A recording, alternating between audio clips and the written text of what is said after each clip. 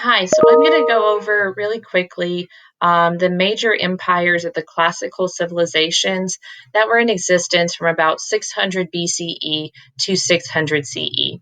So, the first empire that we're going to take a look at is the Greek or the Macedonian Empire. Now, key here to take note of is that this is Alexander the Great's empire. Alexander the Great liked to call himself a Greek. However, he was not really Greek. He was from this area called Macedonia, and he is a young leader. He's an excellent general. He expands his empire using his powerful military and his great leadership skills.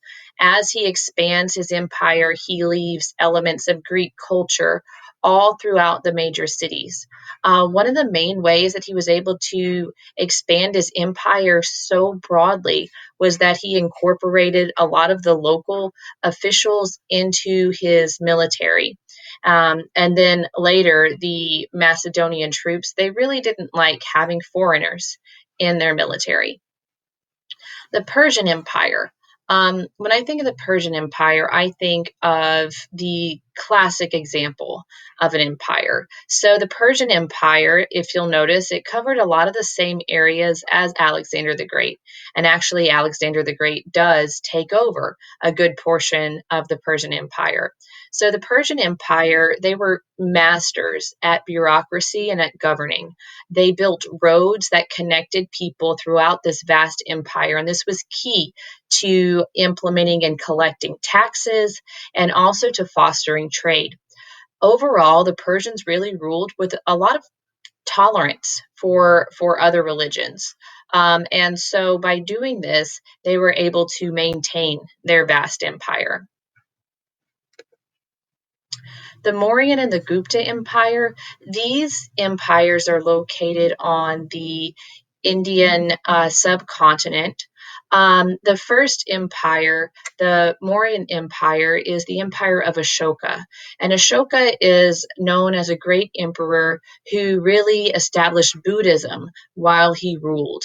And so he takes the teachings of Buddhism, because Buddhism tended to be more egalitarian than Hinduism, and he creates these large stone pillars, and he puts the messages of Buddhism all along the borders of his empire in a way to kind of symbolize that this is his place, this is his territory to rule, and also in an attempt to kind of make his empire seem tolerant and kind of like a good place to live.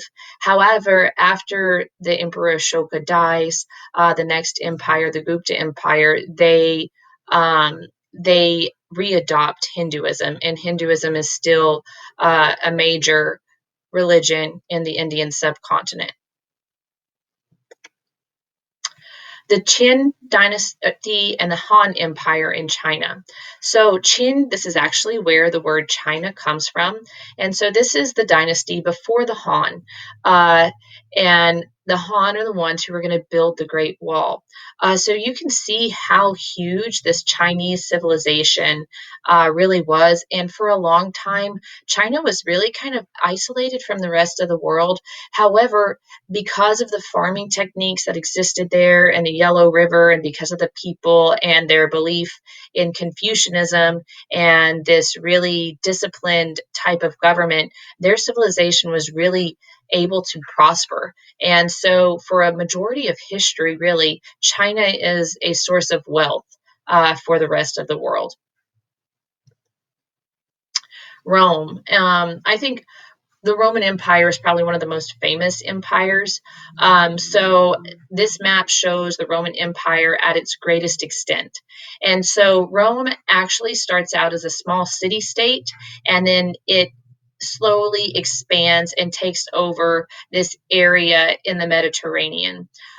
So keys that kept this Roman Empire together was its excellent military, its road system that really was used to facilitate trade and the economy. They required people to live. Who lived in the empire to pay tribute or taxes to Rome, and they also established a legal system, and they followed this rule of law. And so at this point, in this map, this is what we would call Pax Romana. And so pretty soon after this, Rome gets overextended, and ultimately because of threats in the west and in the north, and internal disagreements, the Roman Empire splits and then falls. This area, so this is the Egypt, North African civilizations, and so these areas they were taken over by the Persian Empire and also influenced by the Greek or the Macedonians. And so this area actually there's Greek ruins there and Greek libraries that were left over from Alexander the Great. We're not going to spend too much time on this civilization specifically. Next is the Mayans. And so the Mayans are actually going to live in the Yucatan Peninsula. Chichen Itza is going to be their major city.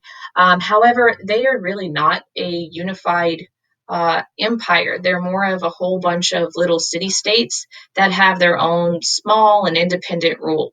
However, what's interesting about the Mayans, it's similar to the ancient Greeks, is they share a lot of the same culture. They share games, they share numbering systems, they share a religion, they share maybe cultural and social practices, and they're also connected economically. So even though they're not necessarily politically unified under one central government, it's definitely a large area of a unified culture.